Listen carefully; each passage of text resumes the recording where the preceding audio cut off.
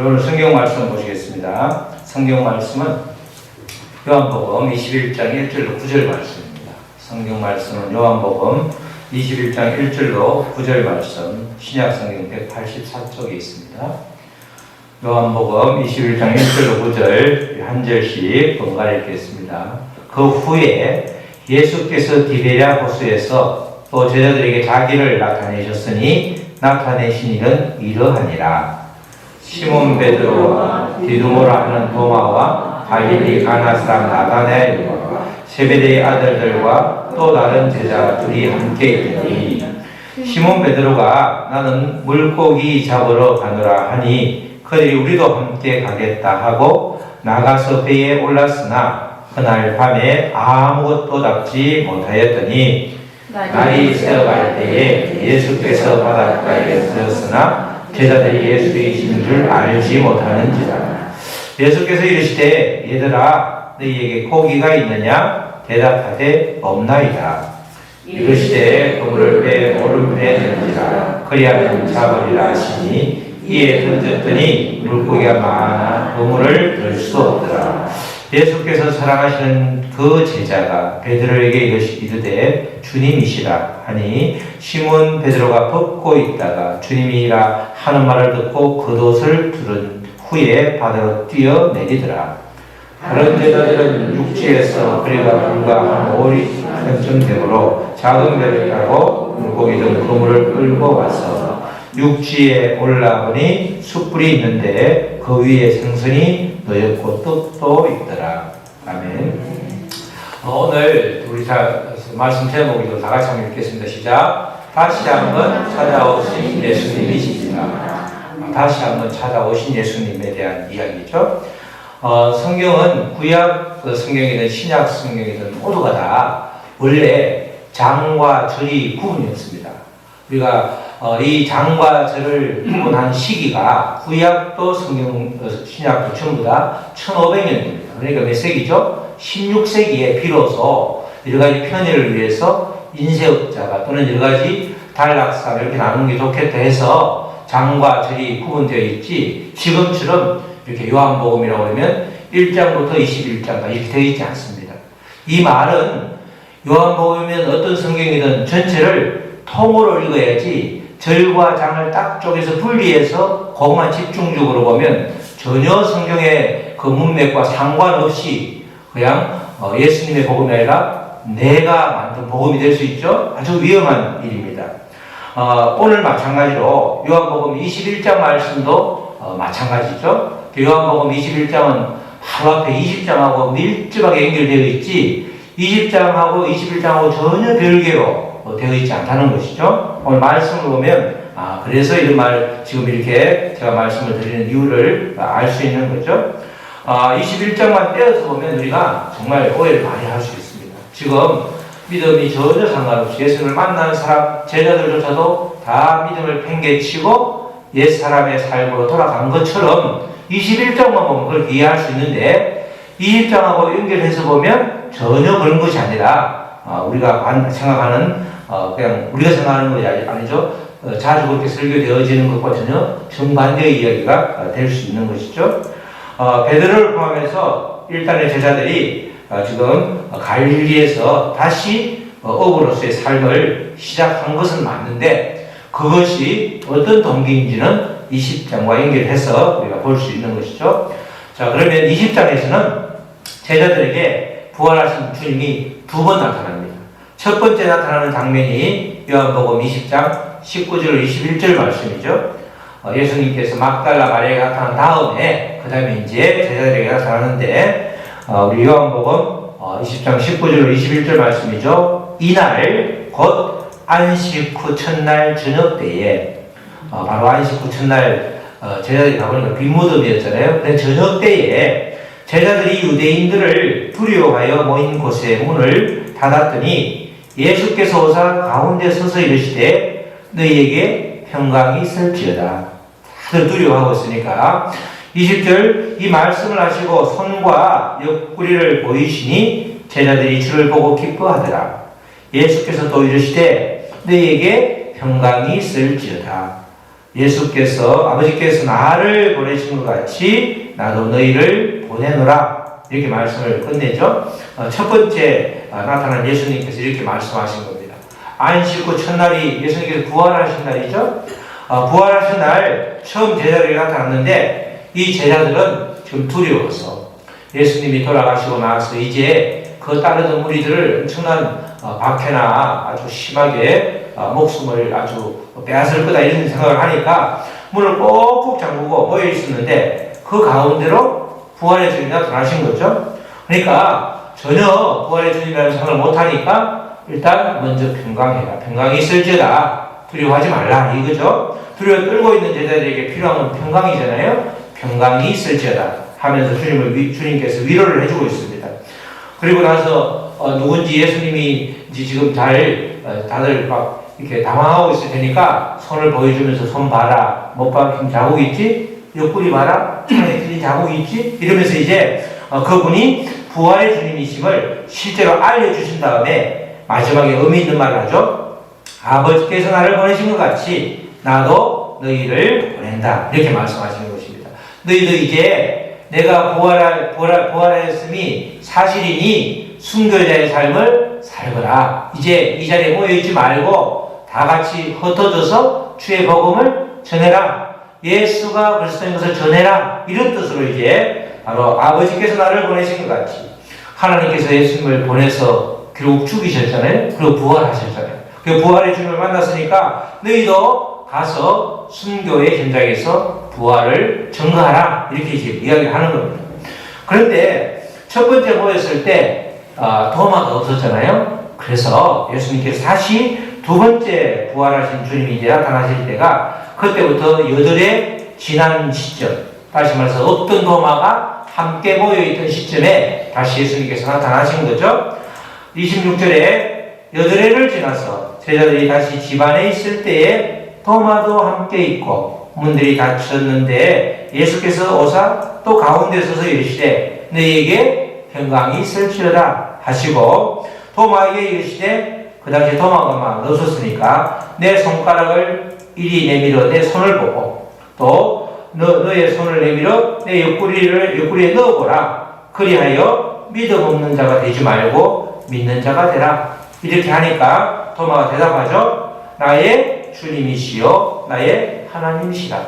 베드로가 고백한 것처럼 바로 이런 나의 주님이시여 나의 하나님이시라. 부활의 주님에 대해서 신앙 고백을 하고 있는 거죠. 29절에 예수께서 이르시되 너는 나를 본고로 믿느냐?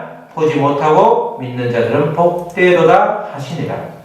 첫 번째 나타났을 때, 첫 번째 예수님께서 제자들에게 왔을 때 도마가 없으니까 도마가 있을 때 다시 오신 거예요. 그만큼 예수님께서 배려를 하시는 거죠. 도마를 크게 쓰려고 하니까 이런 일을 벌인 겁니다. 나중에 보면 인도에 가보면 도마의 그 순교지라고 해서 예배당이 있고 그 이쪽에 서구 라인을 통해서 쭉 이렇게 도마의 흔적들이 있다고 해요. 실제로 도마가 인도로 가서 그렇게 복음을 전했다 이렇게 전해지고 있는데 이 도마를 보자 예수님께서 도마의 속마음을 아는 거죠. 다른 제자들은 다 봤는데 나는 못 봤는데 이렇게 항상 도마는 우리처럼 뭘 봐야 믿는 사람이니까 실제로 이제 예수님께서 먼저 도마가 말하기 전에 먼저 손을 내밀어 손도 만져보고 옆구리에 손도 넣어보라 이렇게 말하는 겁니다. 바로 부활의 주님을 만났고 확인한 사건이었죠. 우리가 부활의 주님을 만나면 도마처럼 고백이 바뀌는 거죠. 나의 주님이시여 나의 하나님이십니다. 이렇게 고백을 하는 겁니다.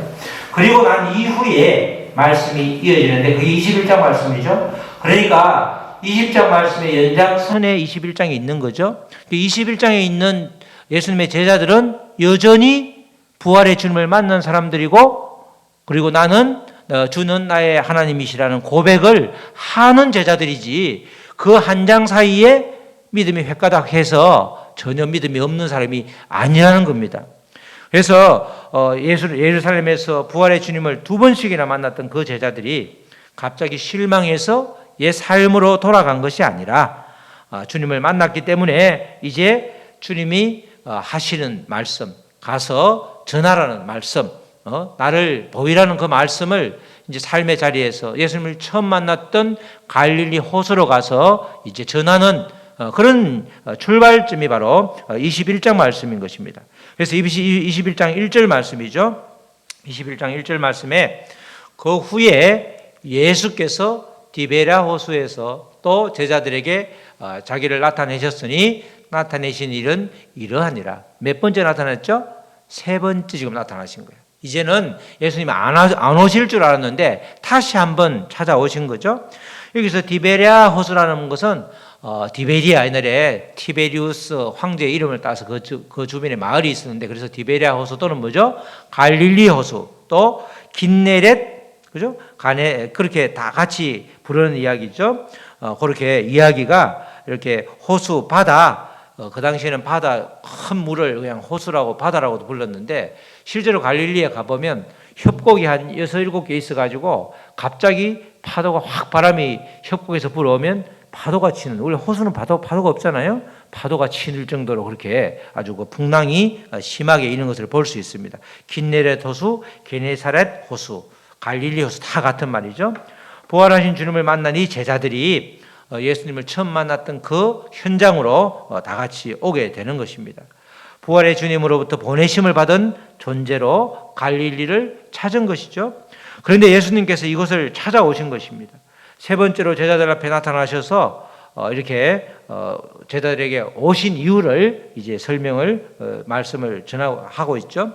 예수님은 이렇게 다시 한번 제자들에게 당신을 보여주셨는데, 이것이 제자들에게는 아주 중요한 복음인 거죠.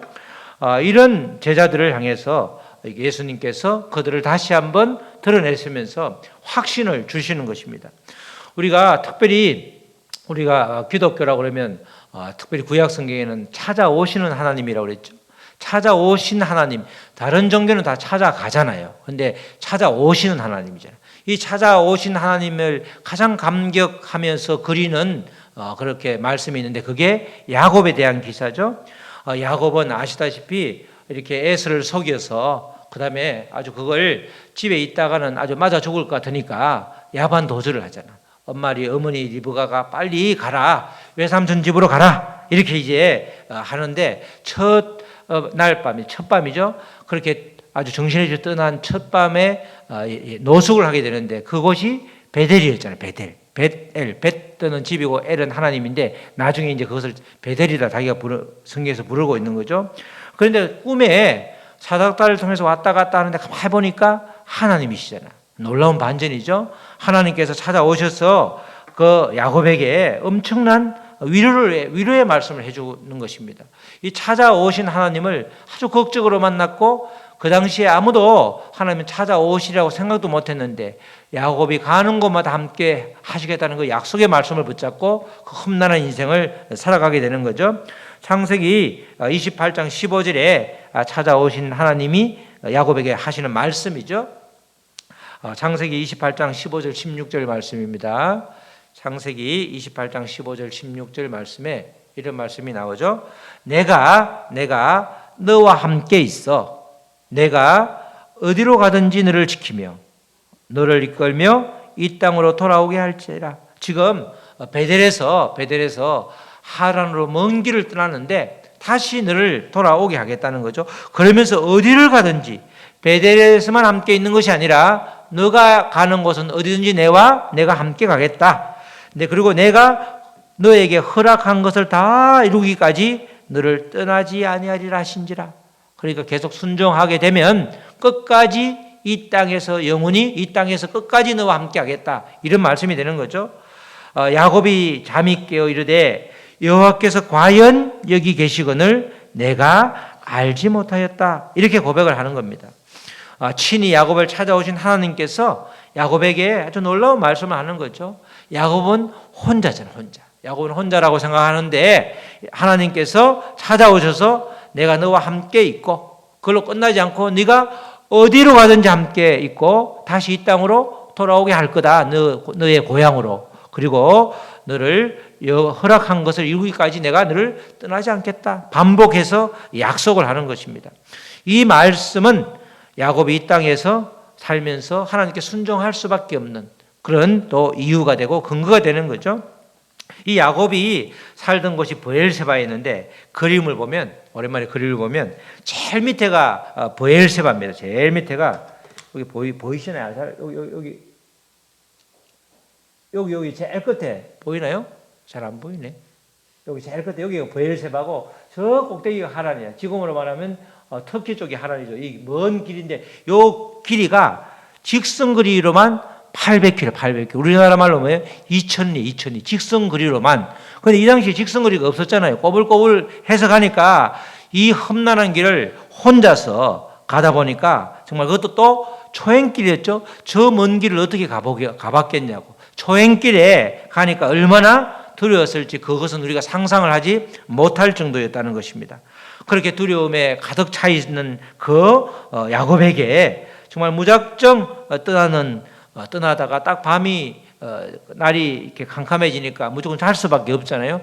집이 있는 것도 아니니까 그냥 요새로 말하면 길바닥에 아니면 약간 그 후미진 곳에 돌을 베개 삼고 잘 때 그때 끝까지 너와 함께 해주겠다. 이 약속의 말씀은 야곱에게 얼마나 큰 복음인지. 정말 우리가 밤길을 갈 때도 그렇잖아요. 저희도 시골에 야산이 있었는데 꼭 길이 야산 옆에 있죠. 논두렁 사이에 경정리가 안 돼 있는 상태이기 때문에 꼬불꼬불한 논 사이에 있는 것이 아니라 밤에 논길을 가면 또 물에 바로 옆에 또 빠지니까 꼭 야산 사이에 이렇게 길이 있다 보니까 그걸 동네 형들이 항상 놀리잖아요. 야, 그 구미준 곳에 공동묘지가 있는데 거기 백여우가 나타나서 백여우가 이렇게 앞뒤로 이렇게 혼을 뺀다. 이러니까 그게 진짜인 줄 알고 겁이 나가지고 그 길을 얼마나 갈 때 아주 무서운지 몰라. 그런데 갓난애기 우리 조카가 있어요. 갓난애기 하나 얻고 가니까 하나도 안 무섭더라고. 누가 있으니까? 애기가 있으니까. 애기가 뭘 아냐고. 한 사람만 있어도 이렇게 무섭지 않잖아요. 그런데 이렇게 이 초행길이 얼마나 무서웠겠냐. 그런데 그 야곱에게 하나님이 내가 너와 함께 있고 네가 어디를 가든지 함께 있을 것이고 다시 고향으로 데리고 올 것이고 너가 내 말에 순종하면 내가 허락하는 것을 이루기까지 끝까지 함께 있겠다. 이 약속의 말씀이 정말 이 야곱에게는 얼마나 큰 힘이 됐는지 내가 혼자가 아니구나. 정말 이 먼 길을 가다가 어떤 일을 당할지 모르겠는데 하나님이 함께 하시니 그게 바로 완전한 길이 되겠구나. 이런 확신이 든 것입니다. 이런 하나님, 찾아오시는 예수님께서 지금 두 번째 아니고 세 번째로 지금 부활의 주님이 제자들 앞에 나타나신 것이죠.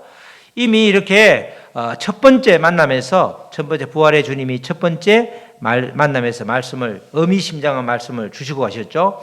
아버지께서 나를 보내신 것 같이 나도 너희를 보낸다. 이 말씀은 이제부터 어디든지 가서 복음을 전하라는 거야. 다시는 너희한테 나타나지 않을 테니까 너희들 이제는 나를 만난 그 확신을 전해라 이런 뜻이야. 이 말은 이 아버지께서 나를 보내신 것 같이 나도 너희를 보낸다. 이 말은 너희들 스스로가 이제 알아서 해라. 이제 내 품을 떠나서 그렇게 가라. 이런 뜻이란 말이죠. 말로만 듣던 부활이 실제가 되다 보니 두려운 마음이 사라지고 이제 담대함으로 복음을 전해라. 이런 뜻이 되는 것입니다. 그렇게 찾아오신 예수님, 제자들을 찾아오신 예수님께서 야곱을 찾아오신 하나님처럼 그들에게 위안을 주셨고 평안을 주셨죠. 그래서 만날 때마다 평강할지어다.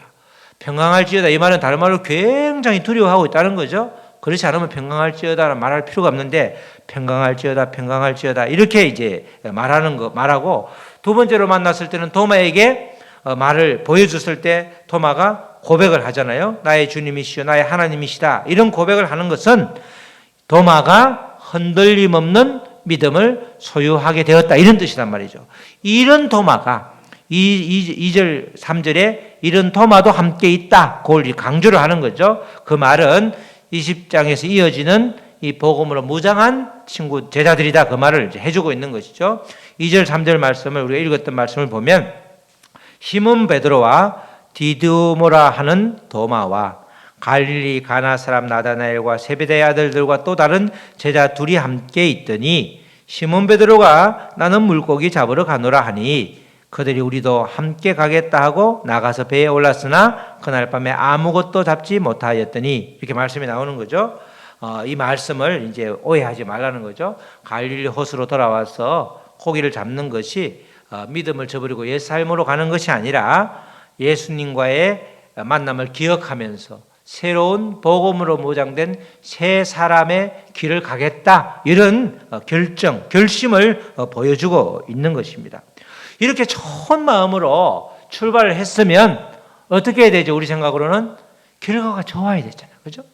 우리가 예수를 처음 믿어서 왔는데 그다음부터는 뭐가 눈에 보이듯이 뭐가 좋아야 되잖아. 그런데 지금 고기를 잡으러 가는데 어떻게 됐어요? 고기를 놀라운 기적이 나타난 거예요. 어부 출신들이 고기를 잡으러 갔는데 먹을 만한 게 한 마리도 납히지 않는 것이 뭐예요? 기적이죠. 기적이 일어난 거예요. 좋은 뜻이 아니라 이 사람들에게는 정말 비참한 기적이 기다리고 있었던 거죠. 이렇게 이르기도 쉽지 않은데 정말 이런 상황에서 이들이 얼마나 또 실망을 했을까. 그 마음을 미리 헤아리고 예수님께서 나타나신 거예요. 야, 얘들이 부활의 주님 나를 만났긴 했지만 아직까지 또 고기 한 마리 잡힌 이것 때문에 부활의 주님을 만난 게 가장 큰 기적인데 요 사소한 일상의 문제로 걸려 넘어질까 봐 그게 이제 염려가 돼서 다시 나타나신 거예요. 그러니까 예수님께서는 제자들을 보냈지만 하나님이 우리를 기억하시듯이 우리를 날마다 주목하고 계시고 그 마음에 혹시 실망을 해서 넘어질까 봐 일으켜 주시려고 너는 날마다 옆에 손을 내밀고 계시는 거죠. 그게 이제 다시 한번 찾아오신 예수님이 이런 분이라는 것입니다. 바로 예수님을 믿어도 뭔가 잘 안 되는 것이 얼마든지 있을 수 있는 거죠. 그렇지만 그것이 중요한 것이 아니라 주님이 우리를 지켜봐 주시고 우리에게 한순간도 눈을 떼지 않으시기 때문에 뭔가 이상하면 즉시 주님을 우리는 찾으면 되는 것이죠.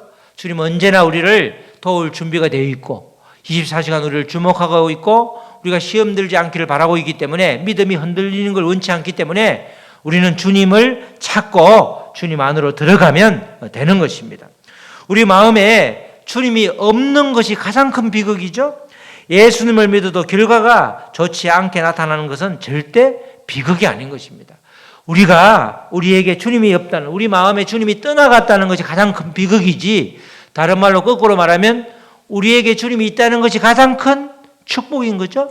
나머지는 소소한 것입니다. 소소한. 그 나머지는 그게 절대적인 것이 아닌데 우리가 워낙 예수님 안에 있는 것이 값없이 받은 은혜라 대가를 치르지 않았기 때문에 사실은 예수님께서 엄청난 죽음을 대가로 치렀음에도 불구하고 내가 직접 대가를 치른 게 없다고 생각하니까 그것은 별거 아니라고 생각하는데 가장 큰 비극이 우리에게 주님이 없는 것이고 가장 큰 축복이 우리에게 주님이 있는 것이라는 것입니다. 예수님이 행여나 이 제자들이 아무것도 아닌 것 때문에 걸려 넘어질까 봐 이 갈릴리 호수로 다시 찾아오신 것입니다. 4절 말씀이죠. 4절 말씀에 날이 새어갈 때에 예수께서 바닷가에 서셨으나 제자들이 예수인지를 알지 못하는지라. 제자들은 예수님께서 더 이상 오시리라고 상상도 못했기 때문에 서 있어도 저분이 예수님의 그림자인지 환상인지 이렇게 생각하지 그분이 실물인 예수님이다, 부활의 주님이라고 아무도 생각을 안 했다는 겁니다. 부활의 예수님을 제자들이 만났기 때문에 이제 복음을 들고 제 갈 길을 위해서 지금 발길을 내디딘 상황에서 다시 예수님이 오셨을 것이다 상상을 전혀 못했다는 것이죠. 바로 밤새도록 허탕치고 돌아온 제자들에게 예수님이 묻습니다. 여전히 제자들은 이분이 예수님인지 알지 못하죠. 그때 예수님께서 이르시되 얘들아 너희에게 고기가 있느냐 대답하되 없나이다. 여기서 고기라는 것은 먹을 것이에요. 원래 뜻이 물고기라는 뜻이 아니고 먹을 것이 있냐? 그러니까 없습니다. 이렇게 말하는 거죠. 아무것도 없다고 말하는 제자들에게 그물을 배 오른편에 던지라 이렇게 말씀하신 거죠. 배의 왼편에 던진들 어떻고 오른편에 던진들 어떻습니까? 그죠? 오른편 왼편이 중요한 것이 아니라 그렇게 명령했을 때 제자들이 순종했다는 게 중요한 거예요. 순종했다는 게. 하나님이 말씀하실 때 우리가 순종하는 게 중요한지 글자 하나하나가 중요한 게 아니라는 거죠. 바로 순종했더니 엄청난 고기가 잡힌 거야. 그제서야 예수님이 가장 사랑하는 제자 요한을 자기 스스로 요한복음을 쓴 요한이 자기를 요한이라고 말하지 않고 예수님께서 가장 사랑하는 제자 이렇게 둥갑을 시켜놨죠. 그 요한이 베드로에게 말한 거예요. 주님이시다. 주님. 그제서야 이제 베드로가 옷을 입고 그 배에서 내려서 뛰쳐가고 다른 제자들도 오게 된 거죠. 와 보니까 이미 예수님께서 9절 육지에 올라와 보니 숯불이 있는데 그 위에 생선이 놓였고 떡도 있더라. 이렇게 예수님께서 준비를 배고프고 허기진 제자들에게 먹을 것을 주시면서 그렇게 위로를 해주신 거죠. 예수님께서 함께 하심을 이토록 몇 번에 걸쳐서 보여주었기 때문에 제자들은 한 사람도 빠짐없이 전부 다 순교자로 그렇게 삶을 마감했던 것입니다. 이처럼 부활하신 예수님은 다시 제자들에게 나타나셔서 어떤 일이 있어도 내가 늘 너희와 함께 하고 있다는 그 확신을 심어줌으로 인해서 제자들에게 다시금 복음의 전선에서 두려움 없이 나갈 수가 있었던 것입니다. 우리 사랑하는 성도 여러분, 부활하신 주님은 제자들에게 뿐만 아니라 날마다 우리를 찾아와 주시는 것입니다. 아무리 힘든 일이 있어도 눈앞에 벌어지는 상황이 감당하기 힘들다 할지라도 두려워하지 말 것은 부활의 주님이 언제나 나와 함께, 우리와 함께 있다는 사실입니다. 오늘을 사는 우리들을 사회학자들은 흩어진 모래알이라 이렇게 말할 정도로 우리가 이 현대인들은 고독감에 사로잡혀 있는, 같이 있어도 고독한 그런 사람들이 바로 우리 현대인들입니다. 그러나 부활의 주님을 만난 믿음의 성도라고 그러면 아무리 현대를 살고 있다 할지라도 고독한 존재가 아니라 날마다 함께 하시는 부활의 주님이 우리를 지켜주고 우리가 함께하고 있기 때문에 전혀 외롭지가 않은 것이죠. 그게 정상적인 믿음의 사람들인 것입니다. 믿음이 연약한 우리들이 강해질 때까지 주님은 계속해서 한 번, 두 번, 세 번 계속해서 찾아와 주시는 것입니다. 이 찾아와 주시는 주님을 우리가 고백하는 것이 바로 복음으로 사는 사람인 것이죠. 우리가 인생을 살다 보면 정말 넘어지면 일으켜 주시는데 그분이 결국 마지막으로 정확하게 일으켜 주셔서 걷게 하시는 분이 바로 주님이시라는 것입니다. 욥처럼 고난을 당할 때 모두가 떠나갔죠. 욥의 친구들도 위로하러 왔다가 세 명이서 밤낮 같이 일주일 울어줬잖아. 울고 갔으면 되는데 그 다음에 이제 판단하고 정죄하기 시작하잖아요. 우리가 말을 안 해도 그 자체로 굉장히 큰 위안이 될 때가 있죠. 그리고 나서 부인도 그렇게 하나님이 지켜주시면 네가 당신이 이 모양이냐고 또 떠나가고 자식도 다 죽게 되고 엄청난 그런 상황이 벌어졌을 때 결국은 끝까지 하나님을 놓지 않았을 때 그에게 다시금 회복을 시켜 주셨잖아요. 우리가 당하는 고난을 함께 날마다 짊어져 주시는 분이 바로 주님이기 때문에 우리는 날마다 우리가 혼자가 아니라는 거죠. 그렇기 때문에 다시 한번 더 찾아오신 예수님, 그 예수님이 우리는 복음이고 그 예수님을 붙들고 살아가면 우리는 되는 것입니다. 언제나 예수 안에 있으면 그렇게 부활의 주님을 우리가 만나고 고백할 수 있는 것이죠. 우리 모두 날마다 다시 한번 우리를 찾아오시는 그 예수님을 경험함으로써 인생사 모든 일들이 주님 안에서 성령님의 도우심으로 잘 해결되고 해석되시기를 주님의 이름으로 축원합니다. 아멘. 우리 찬양하시고 우리 말씀 붙들고 기도하시겠습니다. 우리 이 시간 기도할 때 부활의 주님, 제자들에게 다시 나타난 그 부활의 주님이 우리에게도 날마다 나타나심을, 함께 계심을, 그것이 실제가 될 수 있도록 주여 도와주시옵소서. 그리하여 내 마음에 주님이 떠나간 것이 가장 큰 비극이요 슬픔이라는 것을 깨닫게 하시고, 우리가 어떤 상황을 모든 것을 잃을지라도 주님이 함께 하시고 주님이 계시면 그 모든 것을 잃은 것보다 더 큰 복이라는 것을 고백하는 우리가 될 수 있도록 도와주시옵소서. 우리 다 같이 기도하시겠습니다. 하나님 아버지 감사합니다. 주님께서 아버지 다시 한번 나타났을 때, 세 번째 나타났을 때 아버지 주님은 아버지 제자들의 마음을 다시금 붙잡아주고 또 그들이 아버지 전혀 아버지 일상에서 갑작스럽게 닥친 어려움 한 마리도 고기가 잡히지 않고 아버지 실망한 그들에게 예수님께서 부활의 주님이 나타나셔서 그렇게 새 힘을 공급하여 주셨습니다.